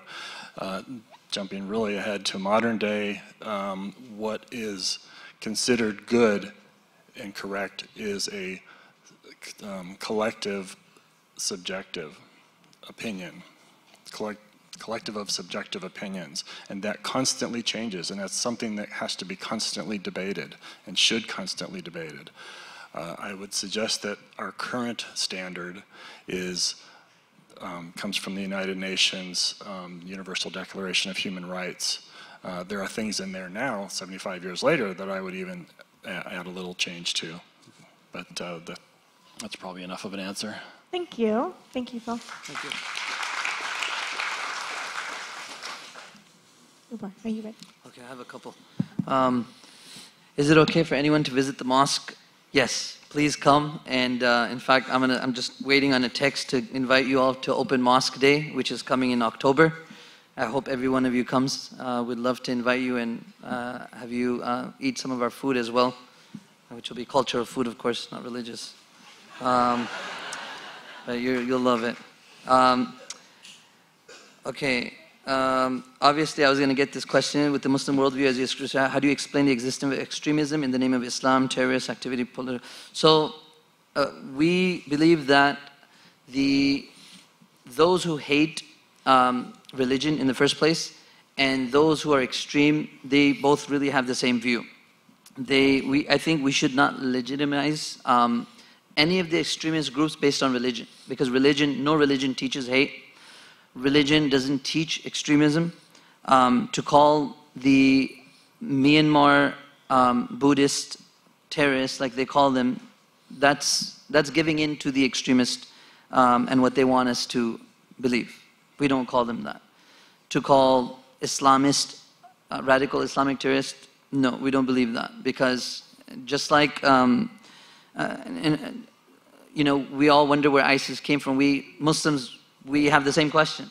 In fact, we are the greatest victims of ISIS. We are the greatest victims of most of these attacks in the first place. If you look through it, you look through the information and the statistics, you're going to find that. Where does the Islamic faith stand on abortion? It's forbidden. If it is before 40 days and there's a reason to do it, if it's a problem to the health of the mother, or is a problem if they don't do it, it could be harmful for the health of the mother, then it's allowed. Otherwise, it is not. It is akin to murder. There are a few reasons stated in the Islamic jurisprudence as to why abortion would be allowed, and those are very few cases. Otherwise, for the majority, the ruling is that it is forbidden. Thank you, Ubar. We're going to move on to Greg and let him answer one of his questions. Thank you so much. Well, I'll take the easy one here first. So, how does one still worship a God who directs his armies to pillage, rape, and kill all men, women, and children of a conquered city? The easy one. All right, so first I want to disagree that God called anyone to rape anyone. I actually do not know of any scripture that indicates rape indicated within the call and command. On the side of called to pillage and destroy cities, conquered cities, there are two aspects to this that is understood in the Jewish theology. First of all, and these are sections that come from the book of Joshua. They come from also mainly from the book of Joshua, somewhat in Judges, and a little bit in the prophets, as we're now talking more about Babylon coming to destroy Israel versus Israel destroying the nations in Canaan. The idea within the scriptures that's indicated is that Canaan had sinned against God at such a level, and God had waited and waited and waited, that in his ability, he chose a nation to be the judgment. And so they become an instrument of judgment. And this is an indication throughout Hebrew scriptures that God will use nations as judgment to other nations. And so God uses human sinfulness. He uses our selfishness to punish us for our sinfulness. It is a way of revealing our own sinfulness to ourselves that we would learn. It's another way of, and it's the idea in the Psalms of our own sins coming and falling back upon our own heads. It's the idea of suffering the consequences, and this can be found in a lot of different religions. It's kind of like the idea of, in Buddhism, of I'm losing the word. You know the word? Karma. Thank you. Of course, that's not my religion, so I can't remember the word. So but the idea behind this is that God is holy. He's capable, and I think the difference between why we struggle with this as Americans is we think human beings are not worthy of judgment. We don't understand how drastic and dramatic sin is. And therefore, we don't understand how God feels about sin. But I do think we understand that we believe evil is worthy of punishment. I do think we understand that that the people who did the Holocaust are worthy of a very, very drastic judgment, especially if they were the perpetrators of it. For people who did lynching, they are deserving of a great punishment. And whether you determine that they should lose their life or not is a difference in our cultural opinions. In the Hebrews, in God's opinions, he believes that there is a case where sins can grow so large that an entire nation can be judged and can be found wanting and removed. And so while that may not be comfortable for our cultural assumptions, I don't want to be a cultural elitist and make the claim that somehow the Hebrew culture and how they explain this is wrong, but I do believe that God was right in his justice and judgment to use nations, because he would eventually use the Babylonian nations in the same manner against his own people. So it's not like he's just favoring one. He does this equally with all justice and all judgment, and he will use nations and he will use humanity to bring about that judgment. And ultimately one day it will be an ultimate judgment in which he will solve all the pieces perfectly for their own human hearts. This is a very complicated answer to a very complicated question. We could go on for 45 more minutes, but I couldn't do it, so sorry. I'm cutting you off. Okay, Phil. Okay, my turn? Okay. Again, there are so many about the morality thing, so that's why that big pile is over there. How do you prove God does not exist? Thank you for sharing. You cannot prove that God exists. You cannot prove that God does not exist. It's very simple. Let's be honest. We are all mortal humans with limited brains. We have limited information. So it really is a question of what is the probability based on what we know. What do we think is most likely to be true? And that's what we're working with. An interesting way of asking this question is to ask it 3 times over. Let's go back 1,000 years. Well, let's go back pre-Christ. Let's go back, 2,500 years and ask this same question. Everybody believed that deities did things because they didn't really know the causes to things. They believed that, well, Vikings came later, but the Zeus created lightning and thunder, for example. You ask this question in the pre-Enlightenment era, and everybody generally believed that deities were prevalent everywhere, and this finally broke around the Enlightenment and through a lot of what we learned in science in the 1900s in terms of how electricity works, how geography works, or geology, as opposed to Noah's flood. And now in 2019, we're 100 years post-Einstein. We know a lot about physics. Once you have an explanation for something, you then have no reason to maintain the God need for doing that thing. We no longer believe that Zeus creates lightning. However, literally following the logic, it doesn't mean that Zeus isn't also having a hand in there, but there's really no reason to maintain that belief. So. Thank you, Phil. Uber, do you have another one? Yeah, I'll just go over a few. So can God's message be corrupted? If it cannot, how has Jesus Christ's teaching been corrupted? So we don't believe that Jesus Christ, peace be upon him's teachings has been corrupted at all. In fact, we follow his teachings on a daily basis, and we mention in the Quran as well.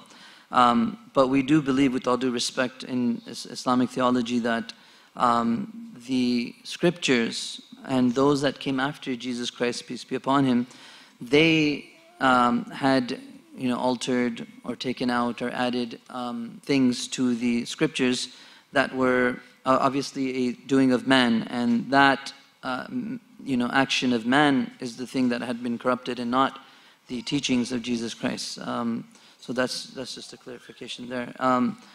A few questions here was that do you believe that when Jesus Christ walked on the earth that he spoke the truth? Of course he did.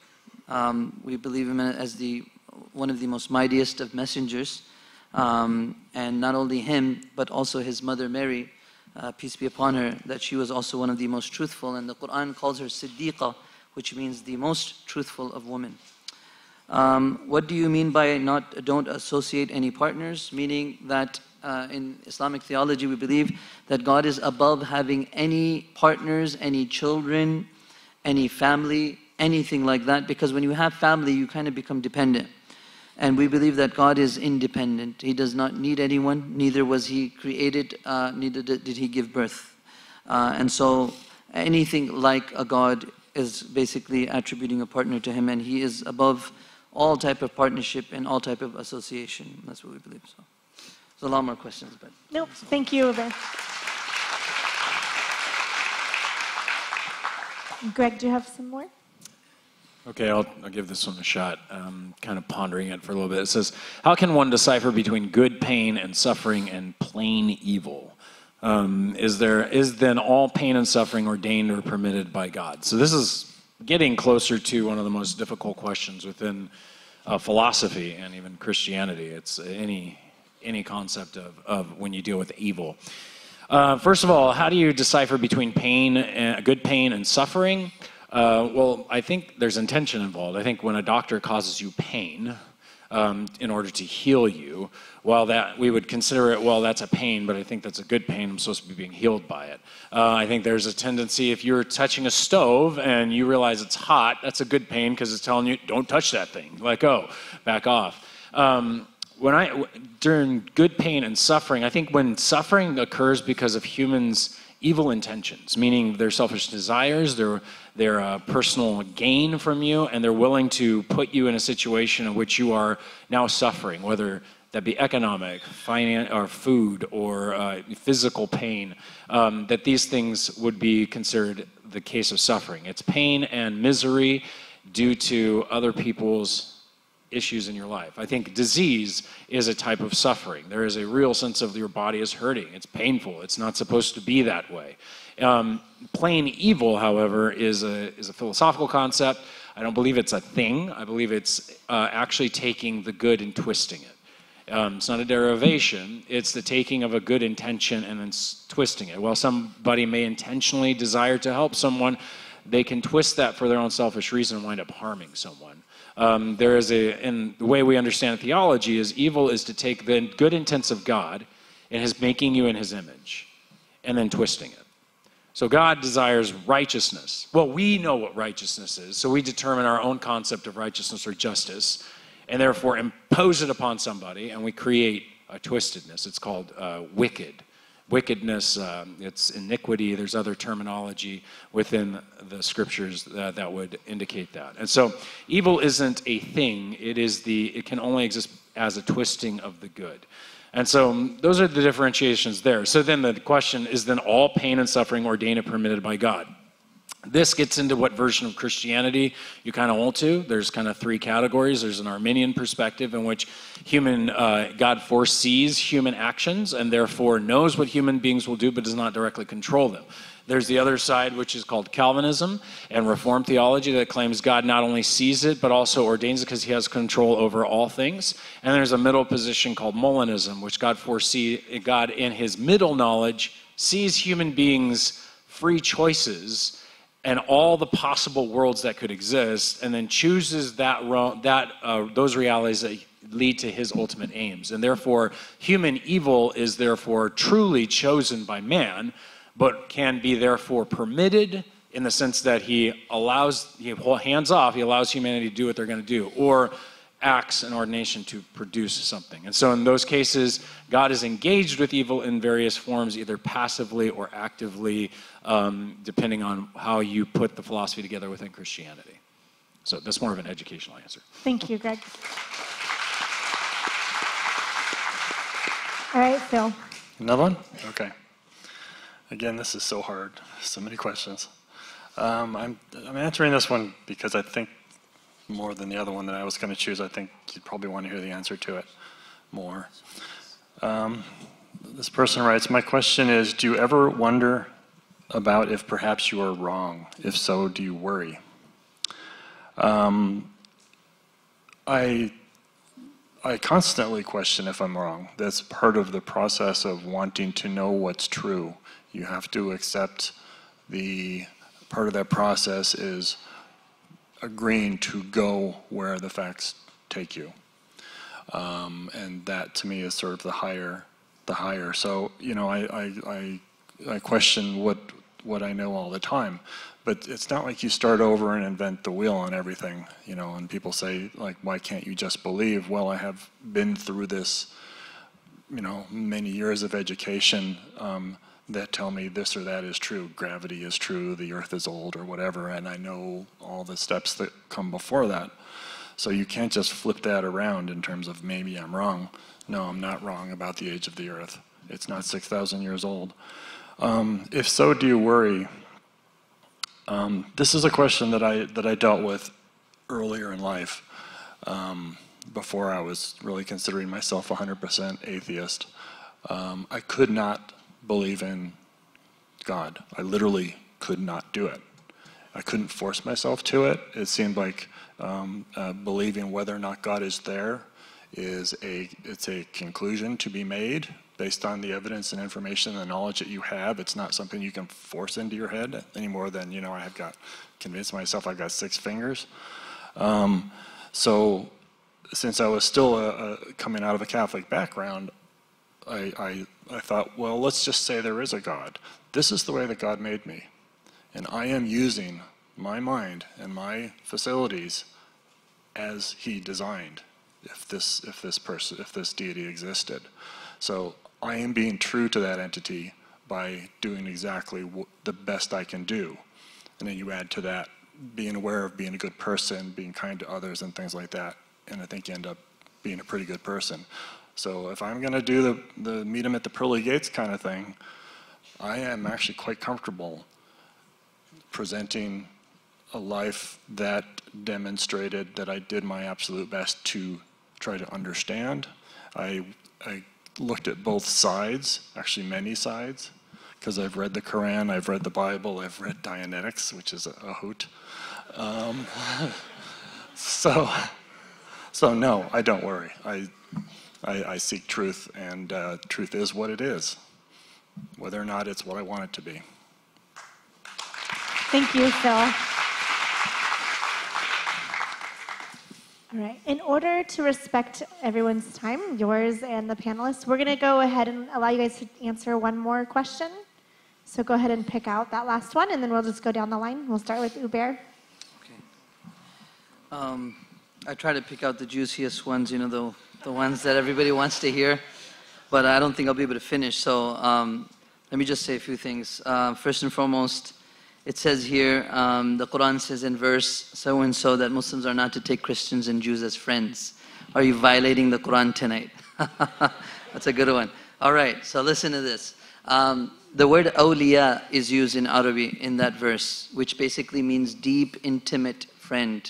As in, let me give you an example of that. I mentioned to you that the Quran says that we are allowed to marry Jews and Christians, correct? But the ruling here is specific to basically a Muslim man marrying a non-Muslim woman. When it comes to a non-Muslim man, I'm getting confused. When it comes to a Christian man marrying a Muslim woman, in that instance, it is still there are conditions to that, but it is not encouraged. And that's what the meaning is here. Because if the Muslim woman was to marry the Christian and they have that love and that connection, that deep, intimate love, because of that love, she would forego and not be able to hang on to her religion. So it's basically the preservance of the religion. That is the reason of this verse, one of the reasons of this verse. It's not that we cannot take friends. That's not possible. Otherwise, why would we even be allowed to marry? How could you marry someone and not be close to them? So that's not the case, and that's a big misunderstanding, and there's a lot more to say.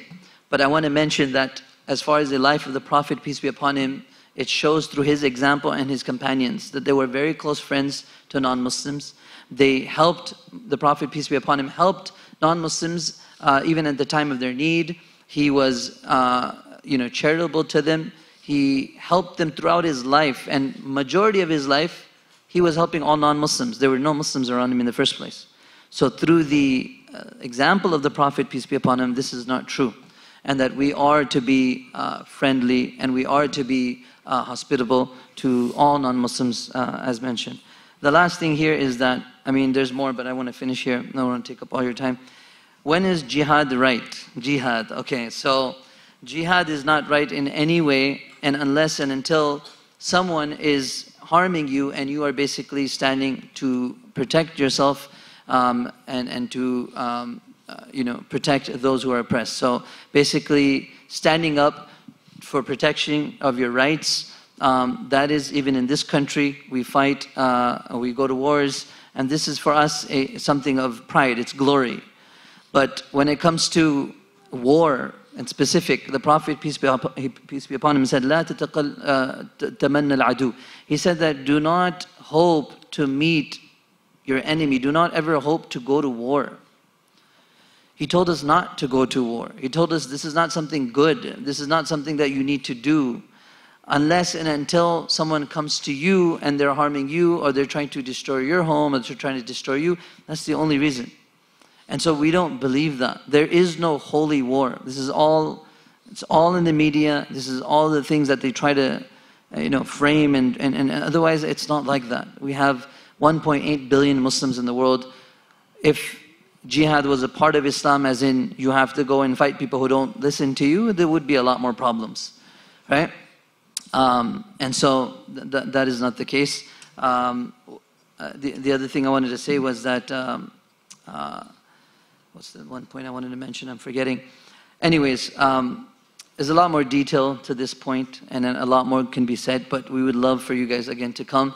I'm going to actually, is it okay if I invite everyone here for the open mosque day?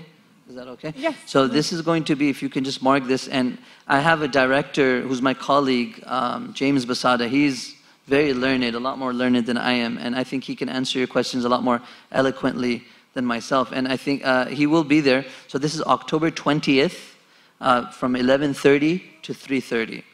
Hopefully you can, I'll try to send Greg the flyer as well. Once again, October 20th from 11:30 to 3:30, and I hope we can bring these questions and even more, and we can answer them in the best way and clarify all those questions. Thank you so much. Thank you so much, Uday.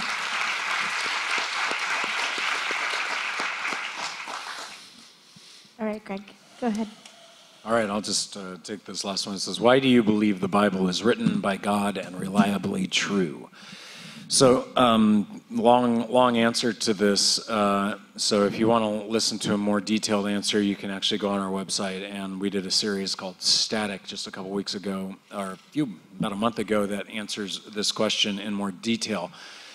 First of all, I think that it would start off with the fact that I do think that Jesus Christ rose from the dead. I think it's a historical event that we can look at and actually see is a historical event. And I start with the Bible then in that way as more of a first, as documents from the ancient world that are giving us either reliable information or not. Well, how do you determine whether it's reliable information? What you discover is it's accurate, at least archaeologically speaking. It continually indicates that the people that it says existed in the area are found in that area, whether they're the Hittites, the Philistines, even the location of where the Philistines have come from has just been confirmed in the last month.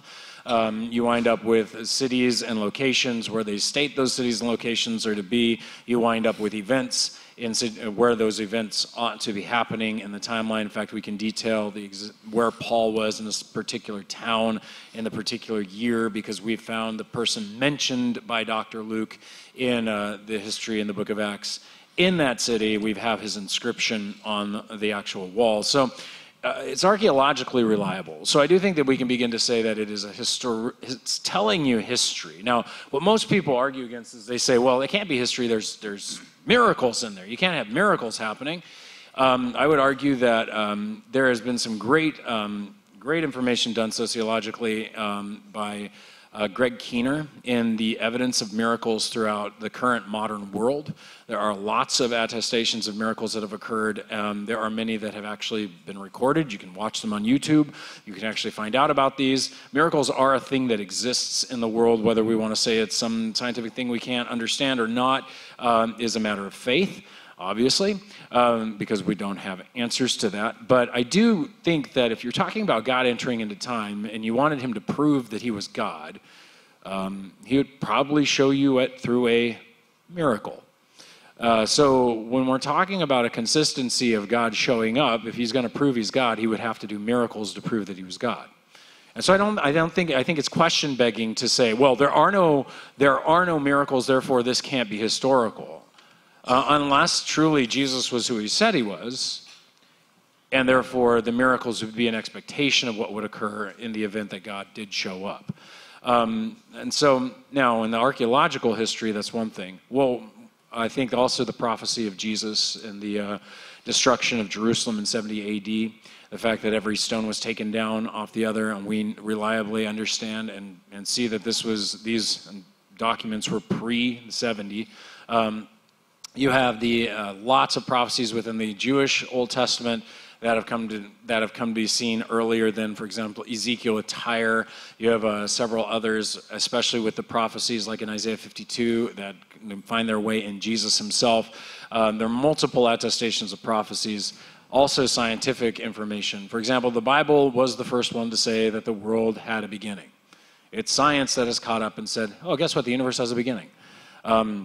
I don't think you have to necessarily believe that this is teaching a young earth. I do think that you can actually find that in the Psalms it teaches that it seems to be even older. There's lots of evidence in interpretive matters that go on within the Christian circles to argue that. But it is evidence that the Big Bang was originally thought of as creationism in disguise. And what we find is that this book has always claimed a beginning. And unlike all the ancient Near Eastern texts that we have from the time period that argued for a chaotic reality that was ordered by the gods, and the chaos was actually the gods, you have a God who creates from his will out of nothing, and a universe comes into being that should have order, and we went into the world and we found that order, that should have also a mess in it because of a fallenness, and that's what we find. And so I find that it's a consistency to the reality around us, that it has a consistency to that correspondence of truth.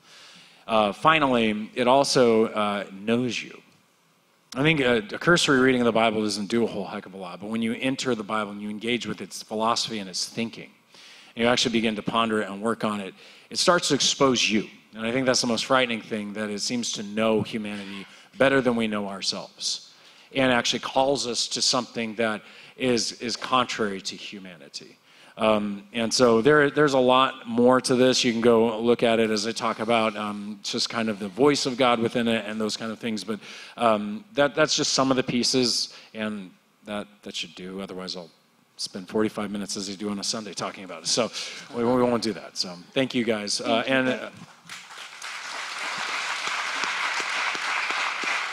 And by all of you as well, if you would love to learn to come and consider more, we have Saturday services at 5 o'clock and 3 morning Sunday services if you're interested. And just continuing to engage. We love this kind of stuff, and we're thankful again that you are here. Phil. All right. Oh, I get to Go finish? ahead, Phil. You're going to close us out. I have the quickest last question with the quickest answer. If you're an atheist, what do you believe happens when you die? First, people take your stuff.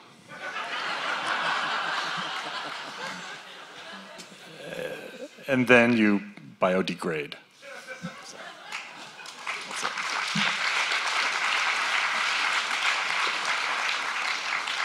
Thank you guys so much for taking your time to come here. Thank you guys for joining us in this night and just being such a lovely audience.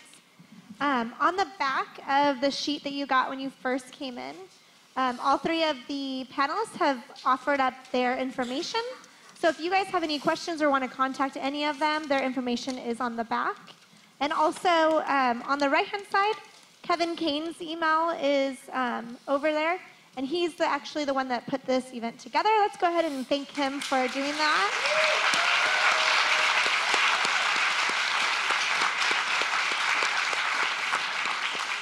We hope that this is one of the first of many for these evenings. We appreciate you guys being a part of it. We're hoping to have the video, this event was videoed, and we're hoping to have it up on our YouTube. So you guys will be able to access it there. You guys have a wonderful evening. Thank you.